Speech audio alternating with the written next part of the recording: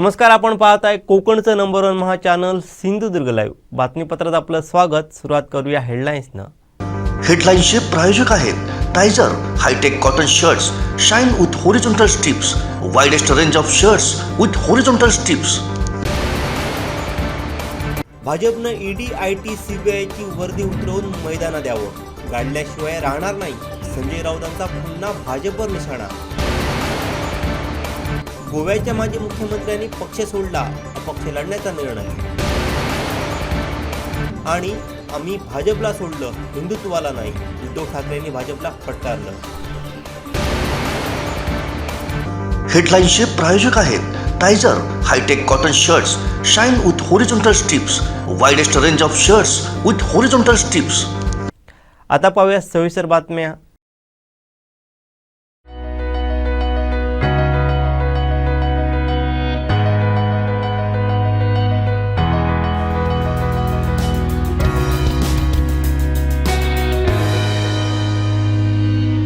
अनंत T, अनंत प्यार, आनंदी रहा।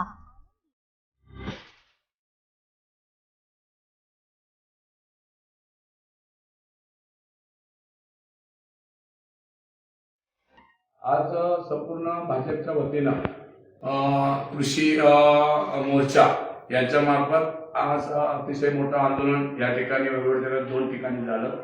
या आंदोलनामध्ये नॅशनल हायवेचे डेप्युटी इंजिनियर आले होते आणि बराचसा सकाळपासून 9 वाजल्यापासून 11:30 वाजेपर्यंत हे आंदोलन जोरात झालं।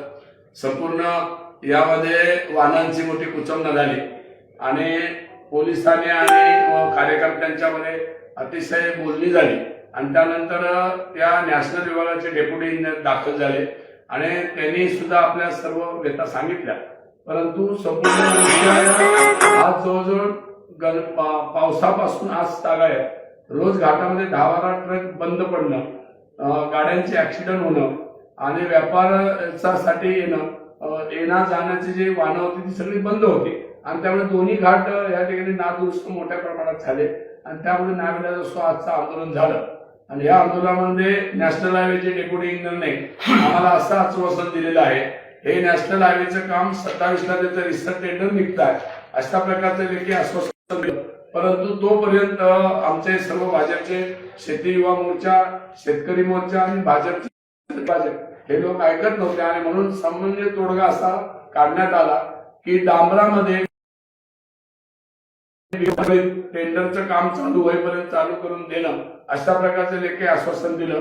उद्यापासून डांबरामध्ये माती, मुरुम आणि खडी यामध्ये खड्डे भरण्यापेक्षा डांबरामध्ये बीबीएम करून देण्याचं त्यांनी लेखी आश्वासन दिल्यामुळे आजचं हे जे आंदोलन जे आहे ते तात्पुरतं स्थगित करण्यात आलेलं आहे। यापूर्वीही या विभागाने म्हणजे अगदी तहसील कार्यालयात देखील आश्वासन दिलं होतं। जर आश्वासन हे पाळलं नाही तर पुढे भाजपची भूमिका काय असणार आहे? यांनी जरी आता आम्हाला उद्यापासून चालू करण्याचं आश्वासन दिलं आणि हे जर यापूर्वी सुद्धा बरेच वेळा त्यांनी 8-9 वेळा आम्हाला असंच बसवलेलं आहे, हे आम्हाला जाणीव आहे।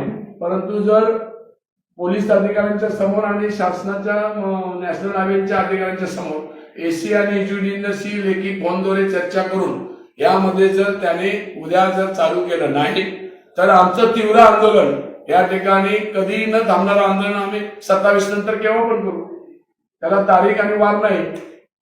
आजच्या या आंदोलनामध्ये ज्या ज्या लोकांना आम्ही आवाहन केलं होतं, व्यापारी मंडळी सदस्य असतील, विविध संघटनाचे truck driver, truck tempo truck rickshaw union यांना आवाहन केलं होतं, तर त्या तमाम युनियन संघटनांनी आम्हाला सहकार्य केलं। दुसरी गोष्ट, शेतकऱ्यांचा आपलातून असा सहभाग होता। आज जे आम्ही हे आंदोलन त्यांच्या लेखी आश्वासनामध्ये थांबलो असलो तर ही लेखी आश्वासन म्हणजे एक प्रकारे दुर्पेकच असं आम्हाला अजूनही वाटतंय। आमचा त्यांच्यावरती अजूनही विश्वास नाहीये, कारण यापूर्वी त्यांनी अनेक वेळा असे आश्वासन लेखी आश्वासन देऊन देखील जनतेची धूळपेट केलेली आहे आणि त्यांची नेहमीची सवय झालेली आहे। जर त्यांनी 27 तारखेनंतर त्यांचं रिस्टर टेंडर होणार ते टेंडरचं काम करत असले तरी जसं आता अरविंद साहेबांनी जसं सांगितलं की तात्काळ शेतकऱ्यांच्या जे मोठे प्रश्न आता निर्माण होतात की वाहतूक ट्रक जात नाही, उसाचे ट्रक जात नाहीये, त्यांना अडचणी निर्माण होतात, ते पलटी होतात, यासाठी तात्काळ खड्डे भरणं, कॉन्क्रीट म्हणजे डांबराने खड्डे भरणं हे ते तात्काळ उद्यापासून काम करणार आहेत। जर त्यांनी हे काम केलं नाही तर पुन्हा आम्ही किसान मोर्चाच्या वतीनं न सांगता न कोणतीही सूचना देता आम्ही पुन्हा आंदोलन करू। आज या ठिकाणच्या आंदोलनाने तुर्तास अधिकारी, पोलीस अधिकारी सर्वांनी जाधव साहेब यांनी जे काय अतुलनीय असं काम केलं, सहकार्य दाखवलंय, त्यांच्याशी वरिष्ठ अधिकाऱ्यांशी चर्चा करण्याचा प्रयत्न केला आणि संयमी वातावरण त्यांनी आम्हाला जे सहकार्य केलं त्यांच्या एक वेळ पोलीस अधिकाऱ्यांच्या सहकार्यामुळे आम्ही आज इथे थांबलोय. इथे कुठल्याही बदिस्तानी असं घाबरणं किंवा कुठली गुन्हे दाखल नाही होऊ शकत म्हणून घाबरणं असा प्रकार नाहीये.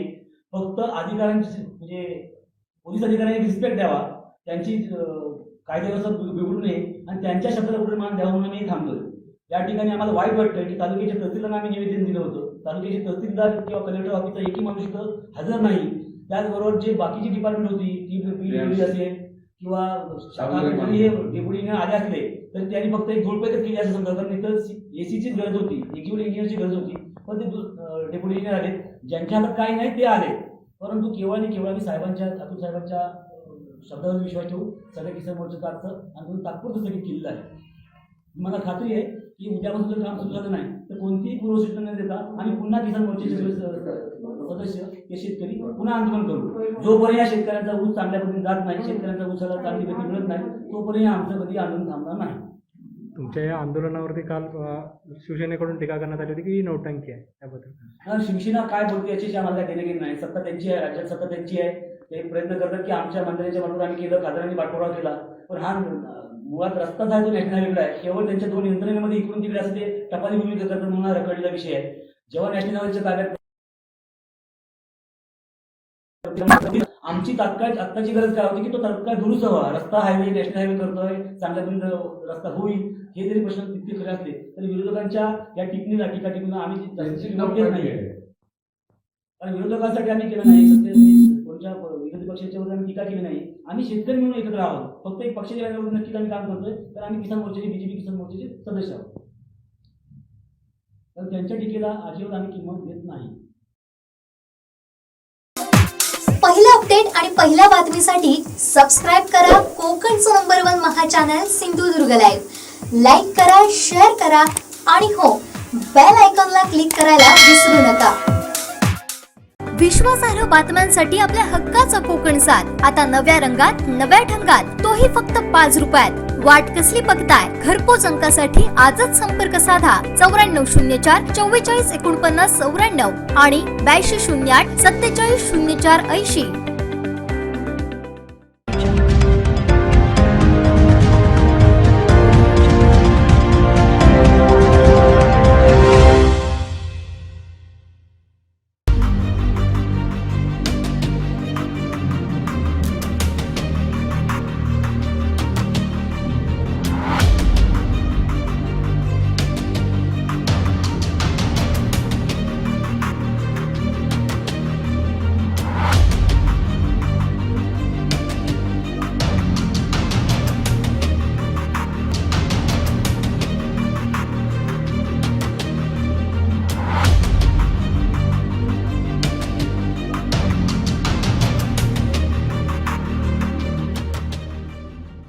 राणे हे कणकवली पोलीस ठाण्यात दाखल झालेले आहेत. संतोष परब हल्ल्याप्रकरणी आमदार नितीश राणे यांच्यावर न्यायालयीन प्रक्रिया आणि न्यायालयीन कायदे प्रक्रिया सुरू आहे. त्यांनी अटकपूर्व जामिनासाठी अर्ज केलेला आहे. आमदार नितीश राणे यांचे वकील आणि आमदार नितीश राणे हे कणकवली पोलीस स्टेशनात सकाळी 10:30 नंतर दाखल झालेले आहेत आणि आत्ता आपण बघितलं की 12 वाजून गेलेले आहेत. 12 वाजेपर्यंत त्यांची चर्चा सुरू होती. नेमकं प्रकरण काय आहे, कशा कुठल्या मुद्द्यावर चर्चा होणार आहे हे तपासी अंमलदार जे इथे सचिन हुंदरेकर निरीक्षक आहेत त्यांनी सांगण्यास नकार दिलेला आहे.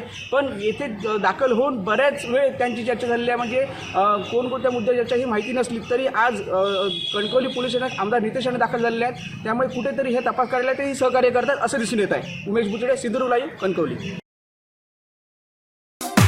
पहिला अपडेट आणि पहिल्या बातमीसाठी सबस्क्राईब करा कोकणचं number 1 Maha channel Sindhudurg live. Like करा, शेअर करा आणि हो, बेल आयकॉनला क्लिक करायला विसरू नका. विश्वासार्ह बातम्यांसाठी आपल्या हक्काचा कोकण साथ आता नव्या रंगात, नव्या ढंगात, तोही फक्त 5 रुपयात. वाट कसली बघताय? घरपोच अंकासाठी आजच संपर्क साधा 9404 44 49 94 आणि 8208 47 04 80. भाजपने ED, IT, CBIची वर्दी उतरून मैदानात यावं, त्यांना गाडल्याशिवाय राहणार नाही असं म्हणत खासदार संजय राऊत यांनी पुन्हा एकदा भाजपवरती निशाणा साधलाय. पाहूयात. कल उद्धव ठाकरे जी ने यही कहा, जब सत्ता चाहिए तो सब ये हिंदू है, वो हिंदू है, वो हिंदू है. फिर हिंदू पाकिस्तान होता है, हिंदू मुसलमान होता है सत्ता के लिए, सब कुछ होता है। लेकिन जब काम हो जाता है तो उसको फेंक दिया जाता है। जब उनकी आवश्यकता खत्म हो जाती है राजनीति में तो उनको दूर किया जाता है। ये उनकी नीति है, ये उनका धर्म है।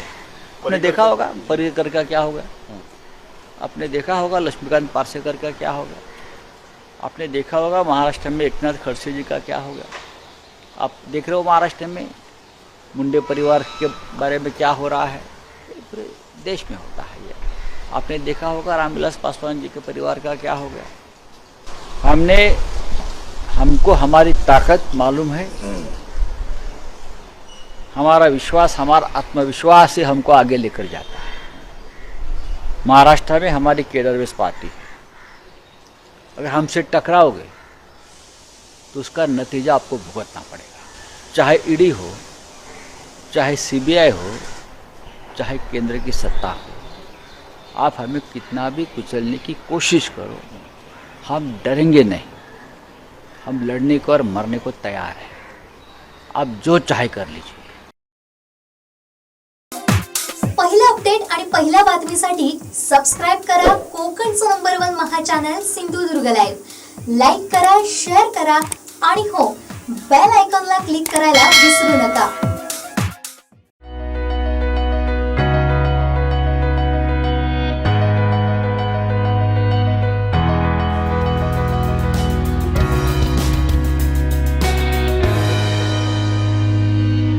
अनंत टी, अनंत प्यार, आनंदी रहा।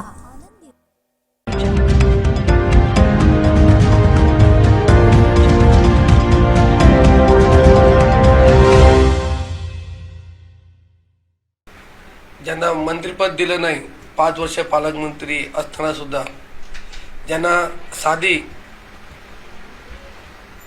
बारीक बारीक छोट्या छोट्या नगरपालिका टिकवता आल्या नाहीत, अशा व्यक्तीला मतदारांना सांगण्याचा अधिकार आहे का की कोणाला तिकीट देणार? दोडामार्गच्या बाबतीत जर बोलायचं झालं तर तिकडची जी तालुका कार्यकारिणी होती ती बरखास्त केली गेली। हा जो मतदारसंघ आहे याचं प्रतिनिधित्व सन्माननीय दीपक केसरकर करतात, पण कार्यकारिणी बरखास्त करताना त्यांना कोणतीही कल्पना नाही देतात। मी वाचलं दुधवाडकरांनी डायरेक्ट कार्यकारिणी बरखास्त केली, त्यावरून त्यांची पक्षातली किंमत दीपकभाईंची या मतदारसंघाने पाहिलेली आहे। त्याच्यामुळे उगाच काही केसरकरांनी आपला वारसदार ठरवू नये, एका महिलेला मी भविष्यात प्रतित्व करत देईल अशा वल्गना करूच नाहीत। तुमचे अधिकार बघा, तुमची पक्षातली उंची बघा आणि नंतरच जनतेसमोर मांडा, नाहीतर जसा दोडामार्गात तुमचा पोपट झाला तसा तुमचा इथेही पोपट व्हायला नको। पहिला अपडेट आणि पहिल्या बातमीसाठी सबस्क्राइब करा कोकणचं number 1 Maha channel Sindhudurg live. Like करा, शेअर करा आणि हो, बेल आयकॉनला क्लिक करायला विसरू नका। आपल्या पगारात महिन्याचा खर्च भागतो पण आनंदी जीवन नाही, म्हणूनच ग्रो ग्रीन इलेगोच्या तुफान यशानंतर सादर करीत आहोत ग्रो ग्रीन। घर बसल्या स्मार्ट वर्क करून पैसे कमावण्याची अपूर्व संधी। ना टार्गेट ना टेन्शन, आता आपल्या खर्चाच्या 500 रुपयात स्मार्ट वर्क करून कमवा दरमहा तब्बल 50,000 रुपये। अधिक माहितीसाठी या नंबरवर नाव आणि शहर व्हॉट्सअप करा 9423 81 03 93 9422 1883 76।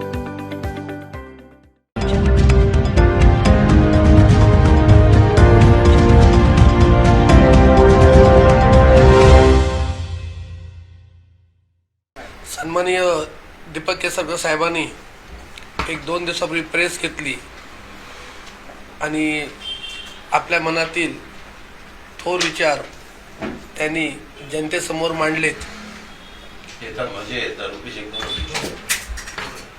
त्यांनी असं म्हटले की भविष्यात या मतदारसंघात एका महिलेला या मतदारसंघाचं प्रतिनिधित्व दिलं जाईल. महिलेचा सन्मान केल्याबद्दल दीपकभाईंचं खरोखरच मनापासून अभिनंदन करतो. पण त्यापुढे जाऊन मी असं म्हणेन की कोणाला तिकीट देण्याचा अधिकार हा दीपकभाईंना आहे का? ज्यांना मातोश्रीवर उमऱ्याच्या आत घेतलं जात नाही अशा दीपकभाईंना राजकीय वारसदार आणि तिकीट देण्याचा अधिकार आहे काय? मला असं वाटतं की दीपक केसरकर म्हणजे थोडक्यात एका वाक्यात सांगायचं झालं तर येड्याची जत्रा. या पलीकडील त्यांना दुसरा शब्द नाहीये. पहिला अपडेट आणि पहिल्या बातमीसाठी सबस्क्राईब करा कोकणचं number 1 Maha channel Sindhudurg live. Like करा, शेअर करा आणि हो, बेल आयकॉनला क्लिक करायला विसरू नका.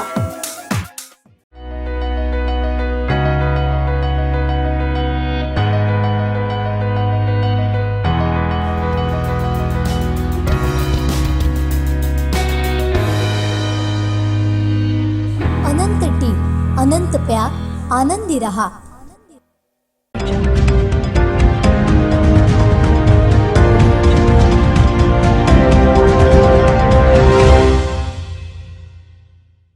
नाही, आमच्याकडे आमदारकीला सुद्धा भरपूर इच्छुक आहेत. त्याच्यामुळे मी मगाशी बोललो, हे सगळे निर्णय सन्माननीय नारायणराव राणे साहेब, सन्माननीय रवींद्र सावसर करतील. इथं आमच्याकडे भरपूर इच्छुक आहेत. स्वतः मी इच्छुक आहे. नाही, आमच्याकडे आमदारकीला सुद्धा भरपूर इच्छुक आहेत. त्याच्यामुळे मी मगाशी बोललो, हे सगळे निर्णय सन्माननीय नारायणराव राणे साहेब, सन्माननीय रवींद्र सावसर करतील. इथं आमच्याकडे भरपूर इच्छुक आहेत. स्वतः मी इच्छुक आहे.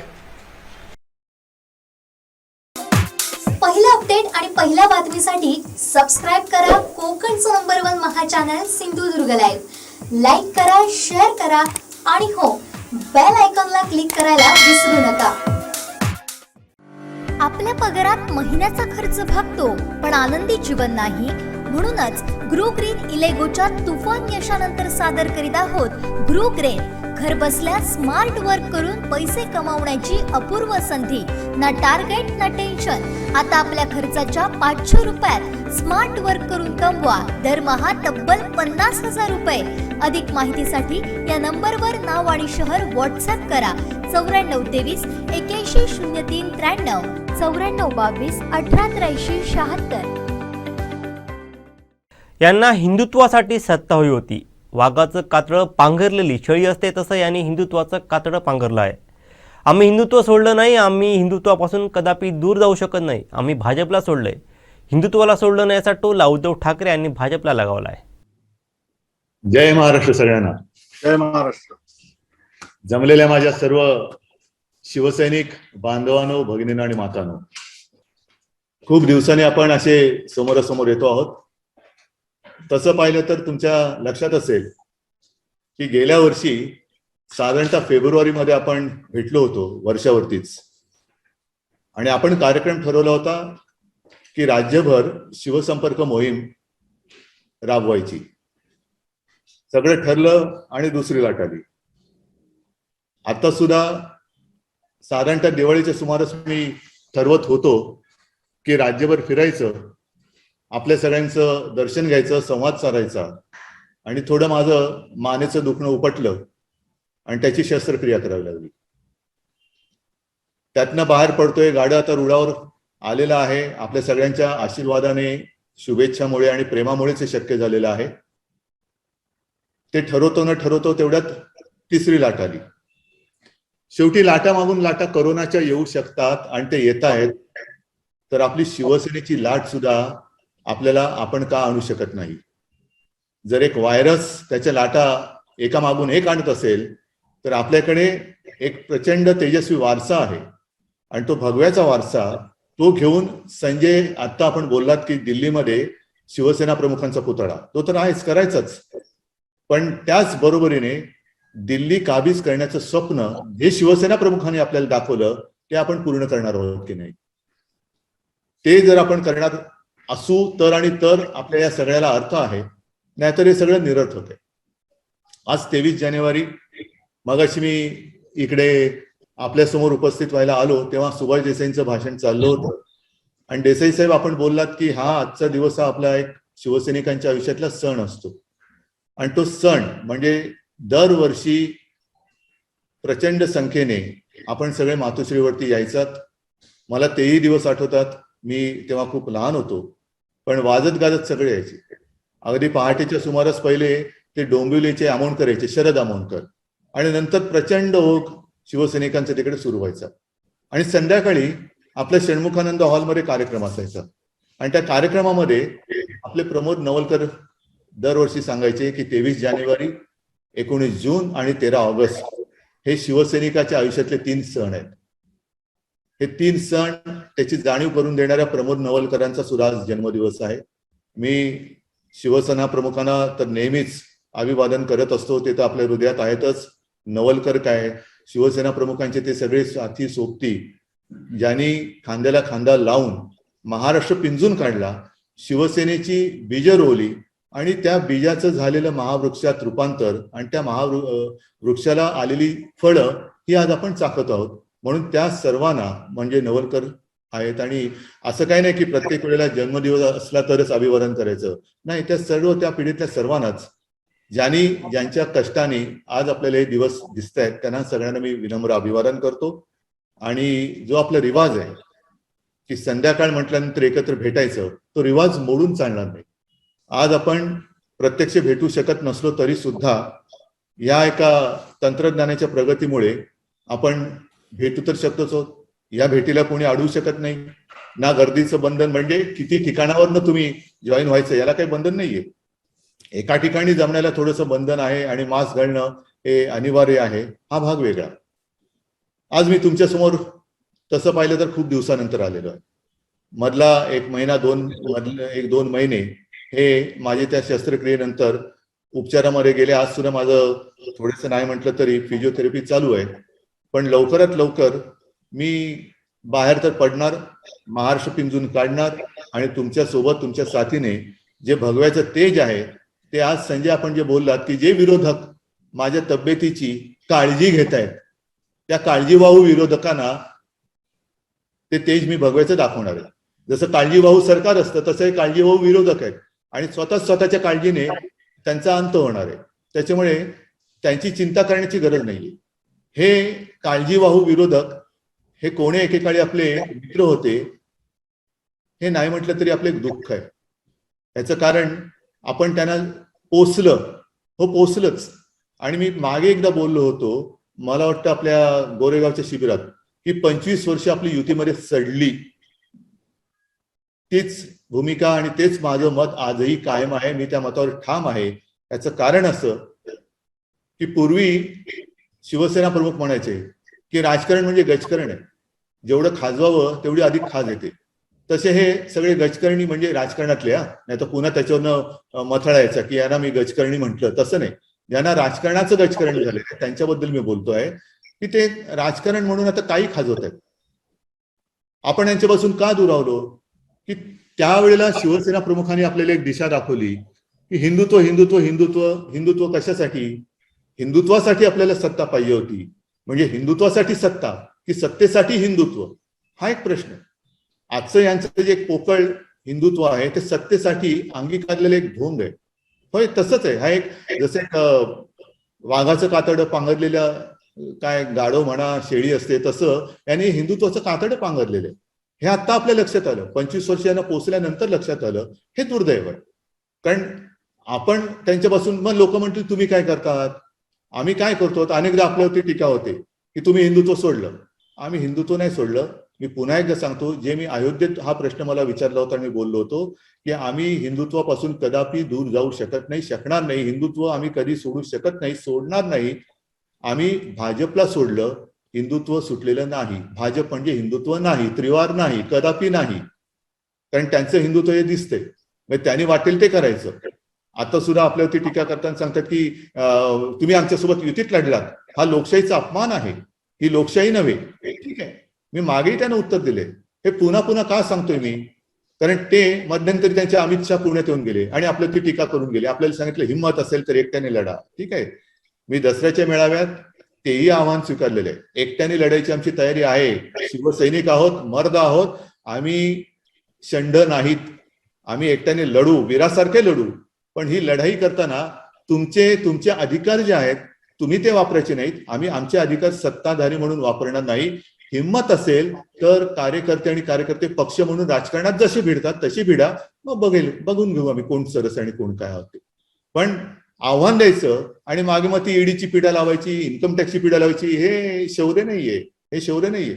याला शिवसेना प्रमुख असते तर ती त्यांची भाषा मी म्हटलं ना की ती आहे. पण तुम्हाला मी म्हटलं शिवसेना प्रमुख असते तर काय म्हटलं असतं, याच्यावरून तुम्हाला कळेल की काय म्हटलं असतं. त्याला ते म्हणतात. त्याच्यामुळे त्यांनी तशी आव्हानं देण्याची गरज नाहीये. प्रश्न काय येतोय की आपण आता पुढे चाललेलो आहोत. पुढे जात असताना ज्याप्रमाणे आपल्याशी हे सगळे पक्ष वागले, मग तो भारतीय जनता पक्ष, त्यांची नीतीच ती आहे, म्हणजे वापरायचं आणि फेकून द्यायचं. ते दिवस आठवा ज्या वेळेला यांचं डिपॉझिट जप्त होत होतं, तेव्हा यांनी प्रादेशिक पक्षांची युती केली. म्हणजे आपल्याशी केली, अकाली दलाशी केली, ममता बॅनर्जीशी केलेली, समता, ममता, जयललिता हे सगळे पक्ष सोबत घेऊन अटल बिहारी वाजपेयींनी तेव्हा सरकार चालवलं होतं. आपण एक दिलाने त्यांना साथ दिली की काही करा, तुम्ही तर तुम्ही, पण भगवा फडकलाय तो उतरू देऊ नका. आता तो भगवा, त्या भगव्याचा रंग आता एकदम पुसट होत चाललेला आहे. आणि मी जो एक शब्द वापरला मध्ये नवहिंदू, हे नवहिंदू आणि नवहिंदुत्ववादी हे हिंदुत्वाचा वापर स्वतःच्या स्वार्थासाठी करायला लागलेले आहेत. हिंदुत्व हे कुठेही गेलं तरी हिंदुत्व आणि हिंदू हे एकच राहणार. त्याची व्याख्या, त्याचा अर्थ हा एकच राहणार. सोयीप्रमाणे बदलणारं हिंदुत्व हे आमचं हिंदुत्व नाही, कदापि नाही. सोयीप्रमाणे बदलणार म्हणजे कसं? सत्ता पाहिजे म्हणून इकडे हिंदुत्ववाद्यांशी युती, सत्ता पाहिजे म्हणून तिकडे मेहबूबा मुफ्तीशी युती, सत्ता पाहिजे म्हणून संघमुक्त भारत म्हणणाऱ्या नितीश कुमारशी युती, सत्ता पाहिजे म्हणून ज्या वेळेला मोदी हटाव या एका वाक्याला साथ देणाऱ्या चंद्राबाबूशी युती. हे आपलं हिंदुत्व नाही. अगदी आता जरी म्हटलं तरी आम्ही जेव्हा म्हणतो की समान नागरी कायदा पाहिजे, म्हणजे काय? एक देश, ते काय म्हणायचे ना, एक निशाण, एक विधान, एक हे एक ते. तर कुठे आता हिंदुत्व म्हणून काही राज्यांमध्ये गोवंश हत्याबंदी, पण मतं पाहिजेत म्हणून तिकडे त्या गोवंश हत्याबंदीचं नामोनिशाण नाही. हे हिंदुत्व असू शकत नाही. जर खरे मर्द हिंदू असाल तर अगदी काश्मीर पासून कन्याकुमारीपर्यंत एक धोरण घेऊन पुढे चला. तुम्ही सोयीप्रमाणे जे काय करता आहात, आम्ही लोकशाहीचा अपमान केला. काय केला की तुम्ही जे आमच्याशी ठरवलं होतं ते वचन मोडलं आणि आम्हाला गुलामासारखं वागवण्याचं जे एक तुमचं स्वप्न होतं ते आम्ही मोडून टाकलं आणि केली काँग्रेसची युती, केली राष्ट्रवादीची युती. आम्ही जे केलं ते सूर्य उगवल्यानंतर केलं. सूर्य उगवण्याच्या आधी आम्ही शपथ घेतली नव्हती. आम्ही सूर्य उगवल्यानंतर शपथ घेतली, किंबहुना संध्याकाळची शपथ घेतली. म्हणजे संपूर्ण दिवस गेल्यानंतर छत्रपती शिवरायाच्या साक्षीने आणि त्यांच्या आशीर्वादाने शिवतीर्थावरती मर्दासारखी युती आम्ही शपथ घेतली, चोरून मारून नाही घेतली. हे आमचं हिंदुत्व आहे. आम्ही करतो ते उघडपणाने करतो. आणि तुम्ही जे काय करतात, जे तुम्ही म्हणता की लोकशाहीचा अपमान, तुम्ही दिलेलं वचन मोडलं म्हणून हा नवीन घरोबा केला. पण तुम्ही तर अनेक ठिकाणी सरकार पाडून, आमदार फोडून जे काय सरकार आणलं त्याला तुम्ही लोकशाही म्हणता, त्याला तुम्ही लोकशाहीचा सत्कार मानता. मग नितीश कुमार आणि लालूचा जो काही संसार चालला होता, म्हणजे चाललेल्या संसारामध्ये मोडका घालायचा आणि फोडाफोडी करून सरकार स्थापन करायचं आणि वर टेंबा मिरवायचा. बघा आम्ही कसे लोकशाहीवादी आहोत, आम्ही कसे हिंदुत्ववादी आहोत. हे नाही, हे हिंदुत्व आपलं नाहीये. मी आज केवळ हिंदुत्व या विषयावरती बोलायला आपल्यासमोर आलेलं नाहीये. काल परवाकडे ज्या निवडणुका झाल्या, नगरपंचायत असतील, मग लोकसभा कधी होत असेल, कधी विधान परिषदेच्या निवडणुका असतील, बँकेच्या निवडणुका असतील, आता ती वेळ आलेली आहे. ती वेळ म्हणजे असं, जर आपण सर्वत्र म्हणजे अगदी इतर राज्यात सुद्धा आपण आता निवडणुका लढवत आहोत. इतर राज्यात महाराष्ट्र सोडून सुद्धा आपण निवडणुका लढवायच्या. जे काय होईल ते होईल, पण खरं हिंदुत्व काय आहे ते घेऊन आपण पुढे यायचं. हार होईल, जीत होईल, ठीक आहे, होऊ द्या. आपण विजयी झालो म्हणून डोक्यात उन्माद जाता कामा नये आणि हरलो तरी पराजयाने खचून जाता कामा नये. आम्ही लढणार आणि बघू ना किती दिवस हारू आम्ही बाहेरच्या राज्यात. एक दिवस तो येईल. जसं भारतीय जनता पक्षाच्या आयुष्यात आलेला आहे तसं आमच्याही आयुष्यामध्ये येईल आणि आम्ही तो आणू एवढी जिद्द आम्हाला शिवसेना प्रमुखांनी दिलेली आहे. पण या ज्या काही निवडणुका आहेत त्यांचा आता निकाल लागल्यानंतर एक गोष्ट खरी आहे, एकतर आपण सर्व जागा लढवल्या नव्हत्या. आपण काही ठिकाणी आघाडी केली होती, काही ठिकाणी आघाडी झालेली नव्हती, सर्व जागा लढवलेल्या नव्हत्या. आणि मग जे काय वृत्तपत्रातून मथळे आले, काही ठिकाणी लेख आले की शिवसेनेचं असं का होतं, कसं काय होतं. आम्ही निवडून जे काही आमचे नगरसेवक किंवा सदस्य आलेले आहेत त्याचा जर का एक ढोबळ अनुमानाने जर का आढावा घेतला तर ठीक आहे. आज त्या मानाने जर का बघितलं तर आम्ही नंबर 4 वर आहोत, नंबर 4. पण जागा किती लढवल्या होत्या आजपर्यंत? जेवढ्या निवडणुका आम्ही लढवलेल्या आहेत, ह्या नगरपंचायत असतील, नगर परिषदा असतील, मग पंचायत असेल, काय असेल त्याच्यात कदाचित मला असं वाटतं की आजपर्यंत आलेल्या सर्व लोकप्रतिनिधीमध्ये यावेळेला आपले जास्त निवडून आलेले आहेत. मग युतीमध्ये जे काही लढलो होतो त्याही पेक्षा जास्त आलेले आहेत. पण हे समाधान याच्यावरती मी मानायला तयार नाहीये. आपण आपलं एक काय चुकतं, आपण खाईन तर तुपाशी नाही तर उपाशी. म्हणजे काय, लोकसभा आणि विधानसभा ज्या एका जिद्दीने लढवतो तेवढ्या जिद्दीने ह्या निवडणुका लढवत नाही. मग माझ्यासह आपले नेते असतील, आता आपले मंत्री आहेत, जिल्हा प्रमुख आहेत, त्या निवडणुकांकडे फारसं लक्ष देतात का?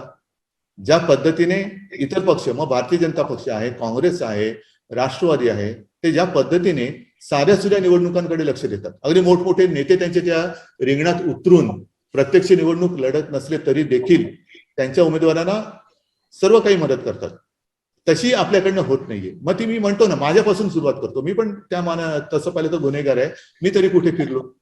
यावेळेचा भाग वेगळा होता, पण इतर वेळेला मी सुद्धा तसं काही लक्ष दिलेलं नाहीये ना. आपल्या कोणत्या नेत्याने एखाद दुसरं सोडलं तर लक्ष दिलेलं असेल. तर हे यापुढे आता टाळलं पाहिजे. आपल्या आतापर्यंत या गेल्या 2 वर्षात 2 विधान परिषदा आपण हारलेलो आहोत. कशा हारलो? मग काही जण सांगतात की तुमच्यातच गद्दारी झाली. मला नाही वाटत. जे शिवसेना प्रमुख म्हणायचे तशी आईचं दूध विकणारी अवलाद आता आपल्यामध्ये आहे असं माझं मत नाही. आणि असेल तर त्याने अशी गद्दारी करण्यापेक्षा बिनधास्तपणाने शिवसेना सोडावी. बघून घेऊ आम्ही. जे शिवसैनिक कट्टर आहेत त्या कट्टर शिवसैनिकांच्या मदतीने मूठभर राहिले तरी चालेल, पण त्या मूठभर शिवसैनिकांच्या मुठीमध्ये मी अभिमानाची आणि स्वाभिमानाची तलवार देऊन जिंकून दाखवल्याशिवाय राहणार नाही. या जिद्दीने मी मैदानात उतरलेलो आहे. असतील मूठभर पण निष्ठावान आहेत. शेवटी लढाईमध्ये हार जीत ठरते ती निष्ठावानावरती ठरते. आणि म्हणून एक मूठभर असले तरी चालतील. अर्थात तशी वेळ काय अजून आलेली नाहीये. पण ही गद्दारी खरंच होते आहे का? आपल्या दुर्लक्ष होते आहे का? माझं म्हणणं आहे की गद्दारी नाही, पण दुर्लक्ष नक्की होतं. काय ठीक आहे, ग्रामपंचायती बघून घेऊ रे, आपण पुढच्या वेळेला बघू. नाही, ज्याप्रमाणे आपल्या इतर प्रतिस्पर्ध्यांनी आणि आता आपले ज्या सोबती आहेत त्यांनी सुद्धा गावागावात, जिल्ह्यात, तालुक्यात संस्थात्मक कामं केलेली आहेत, संस्था उभारलेल्या आहेत. आज आपली सत्ता आहे. मी तुमचा पक्षप्रमुख मुख्यमंत्री आहे, पण किती जणांना माहिती आहे याच्यामध्ये सहकारमध्ये आपण काय करतो आहोत, संस्था नवीन उभ्या करण्यामध्ये काय करतो आहोत. मी मुख्यमंत्री झाल्यानंतर अनेक वेळेला नुसती जी काही पत्र येतात ती पत्रांचं तुम्हाला मी एक हे सांगेन. आता तसं बोलण्यासारखं ते नाहीये, पण तेवढ्यावरतीच आपण समाधानी आहोत. बाकीची सर्व इतर जण गावामध्ये संस्था पाहिजेत, चांगले कारखाने, ते सुद्धा नियमबाह्य पद्धतीने नाही. अजिबात तसं मी एकही होऊ देणार नाही. पण तसं आपण का संस्थात्मक कामं करत नाही? मग त्याचे सभासद असतात, ते सभासद त्या संस्थेला बांधील असतात. ते बांधील म्हटल्यानंतर त्यांना ते मत देणं प्राप्त आहे, त्यांना ते द्यावंच लागतं. तर अशी काहीतरी कामं ह्या सत्तेचा तुम्ही दूरगामी कसा उपयोग करता येईल. नुसतं दंड थोपटायचे, पेडक्या फुगवून दाखवायचे, एक हाती सत्ता आणि 2 हाती सत्ता, त्या हातांमध्ये बळ नसेल तर किती हात तुम्ही एकत्र आणले तरी काही होऊ शकत नाही. तुम्ही ही जी काही आपल्याला संधी मिळालेली आहे, मोठी स्वप्न आपण बघतो आहोत, पण ही जी काही संधी मिळालेली आहे त्या संधीचं सोनं केलं पाहिजे. संधीचं सोनं करा. बारक्यासारख्या गोष्टींमध्ये आता ते तर आहेच. अन्यायाविरुद्ध जेवढी शिवसेना लढते, जसं आता संजय तुम्ही म्हणालात की शेतकऱ्यांचा जो लढा, तसा आपण लढ्यामध्ये कधीच मागे पडलेलो नाही. महाराष्ट्रामध्ये लढणारा हा एकच पक्ष आहे आणि त्याच्याकडे शिवसैनिकांसारखं बळ आहे. असं बळ क्वचितच एखाद्या पक्षाकडे, प्रादेशिक पक्षाकडे जरूर असते. अगदी ममता बॅनर्जींकडे आहे. ती बघा, एक बंगालची वाघीण. आपण घोषणा देतो, कोण आला, शिवसेनेचा वाघ आला. तो वाघ वाघासारखा जगला पाहिजे. आणि जे शिवसेना प्रमुख आपल्याला सांगायचे की 100 दिवस शेळीचं जीवन जगण्यापेक्षा एकच दिवस पण वाघाचं जीवन जगा. तो वाघ वाघासारखं जर का डरकाळी फोडणारा नसेल तर तो त्यांनी वाघाचं नाव लावू नये, वाघाचं विशेषण स्वतःला लावू नये. वाघ असाल तर त्या बंगालच्या वाघिणीकडे बघा कशी लढली, तिला सुद्धा चहूबाजूने घेरलं होतं, पण असा काही फटका मारला, मला नाही वाटत नजीकच्या काळामध्ये हे तिकडे पुन्हा पिरपिर करायला जाऊ शकतील. त्याला म्हणतात जिद्द, आणि ती जिद्द आपल्यामध्ये आहे, ती जिद्द आपल्यामध्ये आहे. पण थोडंसं काय झालं सुरुवातीच्या काळामध्ये, म्हणजे जेव्हा बाबरी पाडली त्यावेळेला सगळेजण पळाले होते. मी वारंवार सांगतोय, का सांगतोय, कारण आता नवीन पिढी आलेली आहे, त्यांच्याकडे सुद्धा हिंदुत्ववाद्यांकडे सुद्धा नवीन पिढी आलेली आहे, आणि त्यांना असं वाटतं की आपणच एकटे हिंदुत्वाचे शिलेदार आहात. हे सगळे भंपक आहेत. पण बाबरी पाडल्यानंतर गर्व से कौम हिंदू आहे, आणि बाबरी जर का शिवसैनिकांनी पाडली असेल तर त्यांचा मला अभिमान आहे, हे बोलल्यानंतर देशभर शिवसेनेची आणि शिवसेना प्रमुखांची लाट उसळली होती, देशभर. तेव्हा जर का शिवसेना प्रमुख आणि आपण सर्वजण महाराष्ट्राच्या बाहेर सीमोल्लंघन केलं असतं तर न जाणं आज शिवसेनेचा पंतप्रधान दिल्लीत दिसला असता. एवढी प्रचंड लाट होती तेव्हा. ही लाट आपण पुन्हा आणू शकलो पाहिजे. पण त्यावेळेला जे घडलं ते आता घडू द्यायचं नाही. तेव्हा शिवसेना प्रमुखाने काय विचार केला, ठीक आहे रे, हे हिंदुत्ववादी आहेत ना, भगवा फडकवणार ना, चला तुम्ही देश सांभाळा, मी महाराष्ट्र सांभाळतो. आणि तिकडेच आपलं घोडं आडलं. कारण आपण विश्वास टाकला, त्यांनी विश्वासघात केला. त्यांनी दिल्ली तर आपल्या मदतीने जिंकलीच, पण आपल्यात आता आपल्या घरामध्ये घुसून आपल्याला नामशेष करायच्या मागे लागल्यानंतर मग आपण उलट फिरून पंजा मारायचा, तो मारावाच लागला, तो मारला. कारण आपली फसगत केली, आपली फसवणूक केली. आम्ही तुम्हाला पूर्णपणाने झोकून देऊन तुमचा प्रचार केला संपूर्ण देश. म्हणजे मी सुद्धा त्यावेळेला मला बोलवल्यानंतर मी मोदीजींचा अर्ज भरायचा होता. दुसऱ्या दिवशी मी अर्ध्या रात्री तिकडे पोहोचलो. दुसऱ्या दिवशी आपली बांद्रा कुर्ला कॉम्प्लेक्सला सभा होती, तिथे पोहोचलो. अमित शहाचा अर्ज भरायला गेलो. म्हणजे सगळीकडे ते जे म्हणतात ना की आमचा चेहरा लावून तुम्ही जागा जिंकतात, तर माझाही वापर करून शिवसेनेचाही वापर करून तुम्ही जिंकलात असं आम्ही म्हणू शकतो. कशाला पाहिजे होतो मी तिकडे, कोण आहे मी असा की अर्ज भरायला माझी तिकडे उपस्थिती पाहिजे होती. आग्रह करून करून मला बोलवलं होतं आणि मी गेलो होतो. पण जिंकल्यानंतर वापरा आणि फेकून द्या. आपल्याला नामशेष करायला गेले, आखाली द्यायला गेले. आज सगळे एनडीए मध्ये राहिले किती लोक, एनडीए मध्ये विशेष काही लोक राहिलेले नाहीयेत. आणि पूर्वीची एनडीए तर आता शिल्लकच राहिली नाही. आता सगळ्यांना साथ घेऊन जिंकले आणि जिंकल्यानंतर एकटेच वरती बसले. हे काही हिंदुत्व असू शकत नाही. त्यावेळेला जी आपण युती केली होती, मी पुन्हा सांगतो की हिंदुत्वासाठी सत्ता आपल्याला हवी होती. सत्तेसाठी हिंदुत्वाचा वापर आपण कधीही केला नाही आणि कदापि करणार नाही. आपण आणि शिवसेना प्रमुखांनी एका बलवान आणि समर्थ हिंदुस्थानचं एक स्वप्न बघितलं.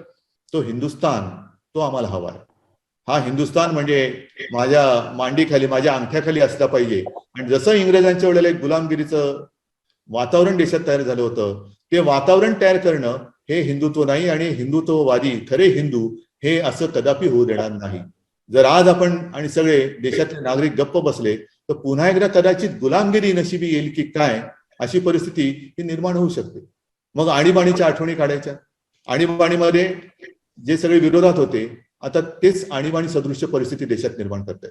आणि हे मोडायचं असेल तर शिवसेनेसारखा मर्दच तिकडे मैदानामध्ये पाहिजे. आणि तो मर्द आज माझ्या समोर आहे. मला आता जिल्हा प्रमुख आहात तुम्ही, तालुका प्रमुख आहात, जे कोणी आहात तुम्ही सगळेजण, अगदी तलवार म्हणजे त्या तलवारी नाही, माझ्या बाजूला मी मुद्दामून दोन्ही आपले छत्रपती शिवाजी महाराज आणि याबद्दल शिवसेना प्रमुखांचं मी प्रतिमा घेऊन बसलोय. ते केवळ दिखावा किंवा पाठी काहीतरी बरं दिसावं म्हणून बसलेलं नाहीये, तर त्यांच्यापासून प्रत्यक्ष रणांगणात उतरण्यासाठी म्हणून मी या प्रतिमा लावलेल्या आहेत. आणि मला अपेक्षा आहे ती तुमच्याकडनं. यापुढे प्रत्येक निवडणूक, मग ती बँकेची असेल, ग्रामपंचायत असेल, विधान परिषद असेल, स्थानिक स्वराज्य संस्था असतील, लोकसभा असेल, जिंकायचीच या जिद्दीने आपण लढलं पाहिजे. आणि म्हणून मला मी एक तुम्हाला आठवण सांगतो की काही वर्षांपूर्वी आशाताई म्हणजे आशा भोसलेंचा एक कार्यक्रम आपण आयोजित केला होता पुण्यामध्ये. आणि त्यावेळेला आशाताईंचं एक गाणं खूप लोकप्रिय झालं होतं.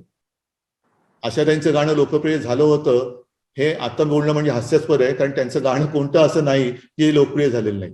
पण ते लोकप्रिय झालेलं गाणं, त्यांना प्रश्न विचारला आशाताईंना, तुम्ही एवढी गाणी गायलात आणि बहुतेक सगळी गाणी लोकप्रिय झाली, ह्याच्या मागचं तुमचं रहस्य काय सांगावं आशाताईंनी. ती म्हणाली, मी आता अनेक गाणी गायली, माझ्या लक्षात नाही नेमकी किती गाणी गायली, पण आज देखील जे गाणं मला गाण्यासाठी येतं ते माझ्या आयुष्यातलं पहिलं गाणं आहे असं समजून मी मेहनत करते, रियाज करते आणि मग मी गाणं गाते. बघा किती किती साधा आणि मोठा विचार आहे. आपण काय म्हणतो, निवडणूक आली 100% जिंकणार, प्रश्नच नाही. मग संध्याकाळी 5-6 वाजता मतदान होतं, त्याही वेळेला विचारलं, साहेब आली सीट, लागली सीट, जिंकलो, समोरच्याचं डिपॉझिट जाणार. आणि मग दुसरा दिवस उजाडतो, डिपॉझिट जरी गेलेलं नसलं तरी दांडीगोल झालेली असते बऱ्याच वेळेला. मग आपण विचारतो, काय रे काय झालं? मग सांगितलं जातं, साहेब काय सांगू, यांनी गद्दारी केली, त्यांनी गद्दारी केली, तो घरी बसला, तो असं केला. अरे काल निवडणुकीचं मतदान होईपर्यंत 100% जिंकलेला, मग मतपेटीत गेल्यानंतर गद्दारी झाली का? नाही. तर फाजील आत्मविश्वास नडतो, फाजील आत्मविश्वास पाहिजे. जे बाळासाहेब सांगायचे, त्यांना त्यांच्या वडिलांनी म्हणजे माझ्या आजोबांनी सांगितलं की जर तुझ्यामध्ये आत्मविश्वास असेल तर जगाच्या पाठीवर कुठेही जा, तुला मरण नाही. पण तो आत्मविश्वास असला पाहिजे, फाजील आत्मविश्वास असता कामा नये. आणि म्हणून मी आज ह्या बाळासाहेबांच्या आपल्या दैवताच्या जन्मदिनी एवढंच सांगेन, आणि तेही त्यांनीच सांगितलेले, शिवसेना प्रमुखांनी सांगितलेले. काय सांगितलं की तुम्ही सर्व शिवाजी महाराजांना मानता ना? होय, आपलं दैवत आहे. मग असं समजा की छत्रपती शिवाजी महाराज आज सुद्धा रायगडावरती आहेत, आणि आपण कसं वागलं पाहिजे की ते आपल्या पाठीवरती कौतुकाची थाप मारतील, आणि आपण कसं नाही वागलं पाहिजे की ते आपल्याला टकमकटोक दाखवतील. हे एवढं जरी रोज आपण विचार केला ना, तरी मला असं वाटतं आपण योग्य दिशेने चालू. आणि म्हणून मला आज हेच सांगायचंय की आज सुद्धा आपण मानतो की शिवसेना प्रमुख आपल्यात आहेत, आणि आहेतच. जरी ते असे नसले तरी एक त्यांची प्रेरणा, त्यांची चेतना ही आपल्यात आहे, त्यांचं तेज आपल्यामध्ये आहे. नाहीतर आपण इथपर्यंत आलोच नसतो. ही लढाईची जी ईर्ष्या आहे ती आपल्यात येते कुठून? तर असं समजा की शिवसेना प्रमुख आज आपल्यामध्ये आहेत, आणि आपण असं काय केलं तर ते आपल्या पाठीवरती कौतुकाची थाप मारतील, आणि नाही केलं तर अगदी टकमकटोक नाही, पण जो काय निर्णय घ्यायचं ते घेतील. एवढं जरी मला असं वाटतं आपण केलं, तरी मला असं वाटतं की आपली स्वप्न ही केवळ स्वप्न न राहता ती सत्यामध्ये उतरल्याशिवाय राहणार नाही. आणि तेवढे तुम्ही समर्थ आहात, बलवान आहात. फक्त तुम्हाला थोडंसं, म्हणजे मी अनेकदा सांगितलेलं आहे की त्यावेळेला असं म्हटलं जायचं की अशी शिवसेना ही अशी एकमेव संघटना आहे की त्या शिवसेनेत असे शिवसैनिक आहेत की वरच्या मजल्यावरनं उडी मार म्हटल्यानंतर, शिवसेना प्रमुखाने उडी मार म्हटल्यानंतर एक क्षणाचा विचार न करता ते उडी मारतील. पण आपल्याला माहिती आहे आणि माहित होतं की शिवसेना प्रमुख असं कधीच सांगणार नाही की अरे जा रे गच्चीत जाणे उडी मार, मी तुमच्यासाठी जीव द्यायला तयार आहे. ठीक आहे, पण जीव देऊ नको हे ते सांगणार, कारण जीव द्यायला ते कधीच कोणता नेता सांगत नाही. मग त्या जीवाचं नेमकं करायचं काय? तर त्या जीवाचं हेच करायला पाहिजे की आपण अहोरात्र मेहनत करायची आणि आपलं जीवन हे सार्थकी लावायचं. आपला जो भगवा आहे, या भगव्याला एक परंपरा आहे. याही बाबतीत मी मागे बोललेलो आहे की छत्रपती शिवाजी महाराजांनी जो भगवा आपल्याला दिला, तोच भगवा शिवसेना प्रमुखाने आपल्या हाती का दिला? असं काही नव्हतं की आदेशला सांगितलं आदेश जा रे जरा बाजारात जाऊन कुठलं स्वस्तात मिळतं ते कापड घेऊन ये. मग आदेश बाजारात गेला आणि साहेब हे भगव्या रंगाचं कापड सगळ्यात स्वस्त होतं म्हणून घेऊन आलो. नाही, हे कापड भगवा रंग हा सगळ्यात मौल्यवान आहे. त्याचं मौल्य, त्याची जी काही किंमत आहे ती पैशात होत नाही. आणि जो मर्द आहे त्याच्या हातात आणि त्याच्या खांद्यावरतीच भगवा शोभतो. म्हणून शिवसेना प्रमुखाने हा भगवा शिवसैनिकाच्या हातात दिलाय.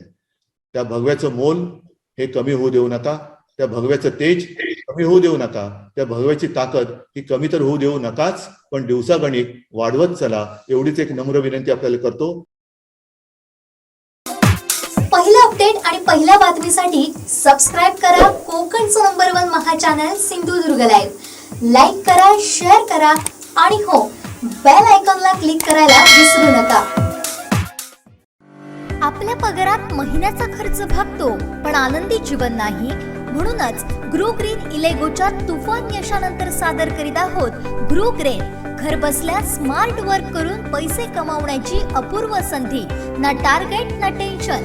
आता आपल्या खर्चाच्या 500 रुपयात स्मार्ट वर्क करून कमवा दरमहा तब्बल 50,000 रुपये. अधिक माहितीसाठी या नंबरवर नाव आणि शहर व्हॉट्सअप करा. 9423 81 03 93 9422 1883 76.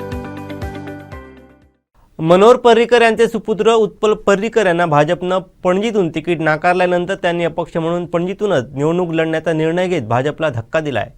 त्यांच्या पाठोपाठ आता गोव्याचे माजी मुख्यमंत्री लक्ष्मीकांत पार्सेकर यांनी भाजपला रामराम ठोकलाय. पाहूयात. भारतीय जनता पार्टीतर्फे आगामी गोवा विधानसभेचं तिकीट न मिळाल्यामुळे पार्सेकर नाराज होतेच. त्यामुळे त्यांनी पक्षातून बाहेर पडण्याचा निर्णय घेतलाय. तसेच त्यांनी कोणत्याही पक्षाची हातमिळवणी न करता अपक्ष निवडणूक लढवण्याचा निर्णय घेतलाय. भाजपला रामराम ठोकल्यानंतर माजी मुख्यमंत्री लक्ष्मीकांत पार्सेकर म्हणाले ते मांजरे मतदारसंघातून अपक्ष निवडणूक लढवणार आहेत. दरम्यान पार्सेकर यांनी शनिवारी भाजप पक्षाचा राजीनामा दिला असून पक्षातील सर्व पदांचाही त्याग केला आहे. पहिला अपडेट आणि पहिल्या बातमीसाठी सबस्क्राइब करा कोकणचं number 1 Maha channel Sindhudurg live. Like करा, शेअर करा आणि हो, बेल आयकॉनला क्लिक करायला विसरू नका.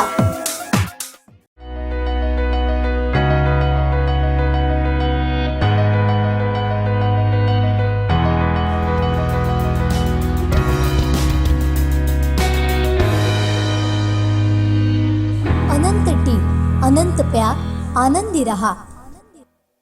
कोकणातील जेईई नीट या परीक्षांसाठी अग्रगण्य समजल्या जाणाऱ्या परफेक्ट अकॅडमीच्या शिरपेचात आणखीन एक मानाचा तुरा रोवला गेलाय. परफेक्ट अकॅडमीचे संस्थापक प्राध्यापक राजाराम परब यांना एशियन अवॉर्ड्स कमिटी दिल्ली यांच्या मार्फत दिला जाणारा या वर्षीचा एज्युकेशन आयकॉन अवॉर्ड प्राप्त झालाय.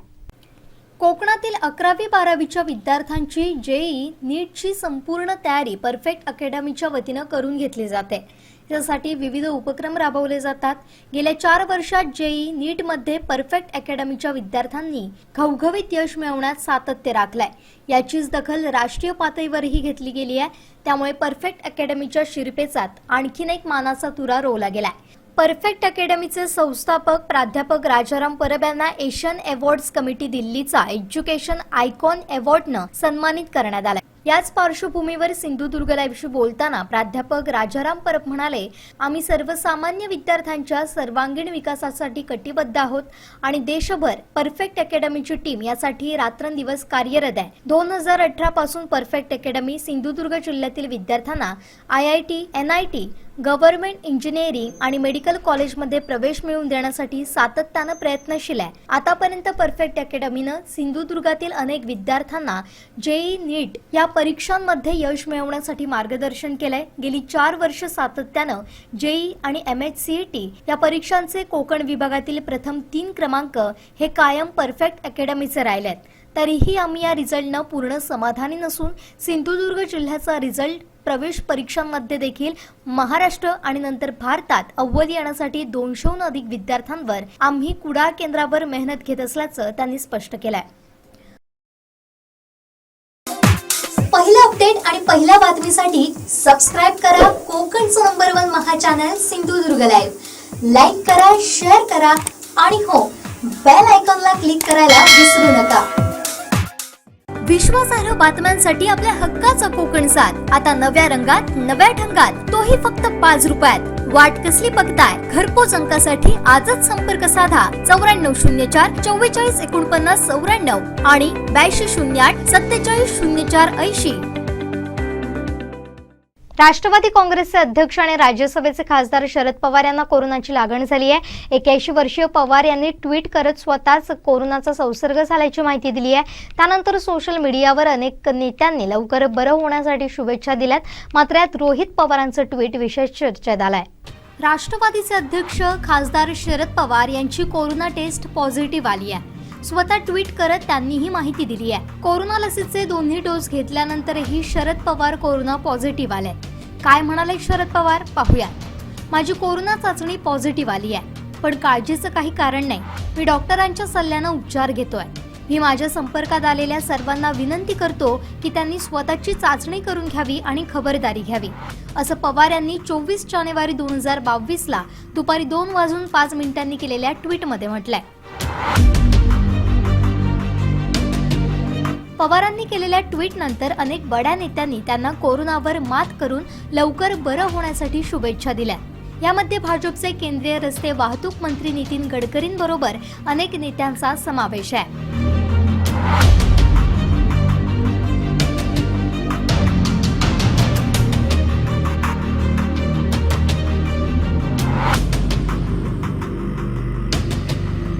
मात्र या सगळ्यात आमदार आणि शरद पवार यांचे नातू रोहित पवार यांनी भावनिक ट्विट करत सगळ्यांचं लक्ष वेधून घेतलंय. काय म्हणालेत रोहित पवार पाहूया. आजोबा, एरवी सर्वांचीच काळजी तुम्ही घेता, पण आज तुमच्या कोविडच्या ट्विटनं सर्वांनाच काळजी वाटू लागली आहे. पण मला माहिती आहे, योद्धा कधीही पराभूत होत नसतो. तुम्ही लवकर बरे व्हाल. संपूर्ण महाराष्ट्राच्या सदिच्छा तुमच्या पाठीशी आहे, अशा शब्दात रोहित पवारांनी शुभेच्छा दिल्या. पहिला अपडेट आणि पहिल्या बातमीसाठी सबस्क्राईब करा कोकणचं number 1 Maha channel Sindhudurg live. Like करा, शेअर करा आणि हो, बेल आयकॉनला क्लिक करायला विसरू नका. विश्वासार्ह बातम्यांसाठी आपल्या हक्काचा कोकण साथ आता नव्या रंगात, नव्या ढंगात, तोही फक्त 5 रुपयात. वाट कसली बघताय? घरपोच अंकासाठी आजच संपर्क साधा 9404 44 49 94 आणि 8208 47 04 80. सावंतवाडीमध्ये पुन्हा एकदा युटिलिटी इव्हेंटच्या माध्यमातून भव्य खरेदी जत्रा सावंतवाडी महोत्सव 2022 या गृहोपयोगी वस्तूंचं भव्य प्रदर्शन आणि विक्रीचं आयोजन करण्यात आलं होतं. मस्ती आणि मजा शॉपिंग फेस्टिवल फूड फेस्टिवलच्या 10 दिवसांचा हा महाबचत महोत्सव असून याला सुरुवात झाली आहे. ग्राहकांचा तुफान प्रतिसाद याला मिळत असून मोजकेच दिवस शिल्लक असून सावंतवाडी महोत्सव 2022ला एकदा अवश्य भेट द्या असं आवाहन आयोजकांनी केलंय.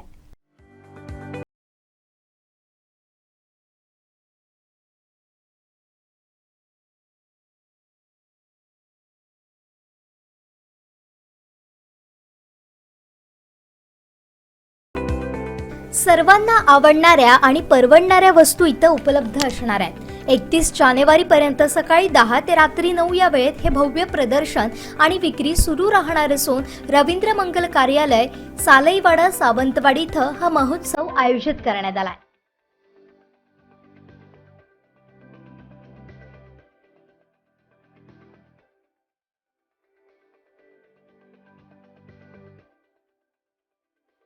यामध्ये कंझ्युमर प्रोडक्ट्स, कंझ्युमर भव्य दालन, किचनवेअर हे खास आकर्षण असणार असून लेडीज चप्पल 150 रुपये, फुल लेडीज ड्रेस 450 रुपये, लेडीज बॅग 250, खादी शर्ट 200 रुपये, फॅन्सी घड्याळ 150 रुपये, तर गॅस शेगडी एक्सचेंज ऑफर 2000 रुपयांची सूट आहे. तर फक्त 1000 रुपयांमध्ये 3 जीन्स आणि 1000 मध्ये 3 शर्ट आदींसह शेकडो वस्तू उपलब्ध आहेत.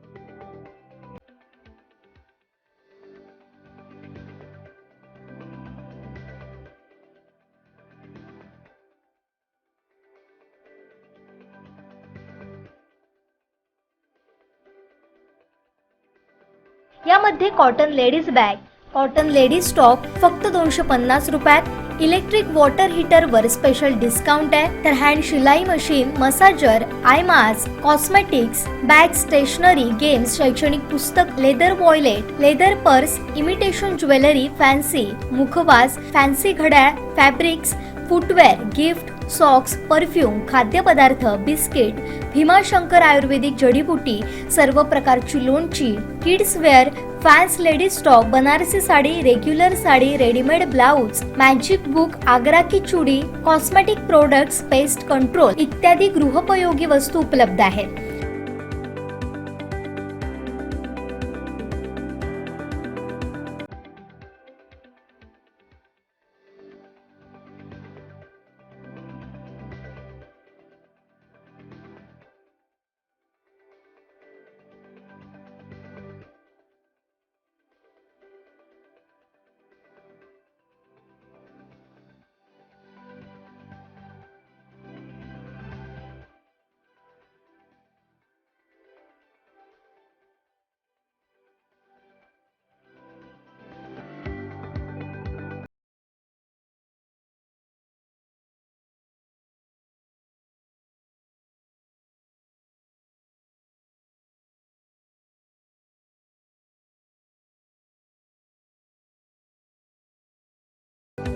त्यामुळे सावंतवाडी शहरात होणाऱ्या भव्य खरेदी जत्रा सावंतवाडी महोत्सवला एकदा अवश्य भेट द्या असं आवाहन युटिलिटी इव्हेंट कडून करण्यात आलंय। एका स्टॉलवर एकच माणूस, मास्क आणि सॅनिटायझरचा अवश्य वापर करा असं आवाहन देखील आयोजकांनी केलंय।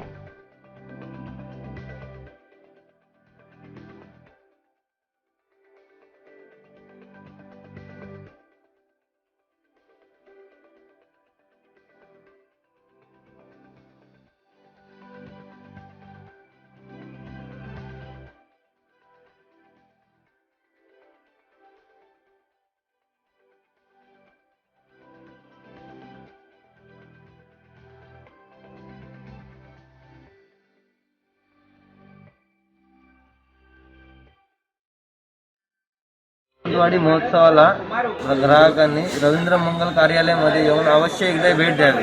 गृहोपयोगी वस्तूंचा सेल लागलेला आहे, तरी सर्व ग्राहकांनी इथे येऊन भेट द्यावी। इथे सगळ्या वस्तू लागलेल्या आहेत, जसे झाले 1000ला 3 जीन्स, मॅजिक बुक झाला, मग गृहोपयोगी सगळ्या वस्तू आहेत, ज्वेलरी वगैरे, तरी ग्राहकांनी इथे येऊन व्हिजिट द्यावी।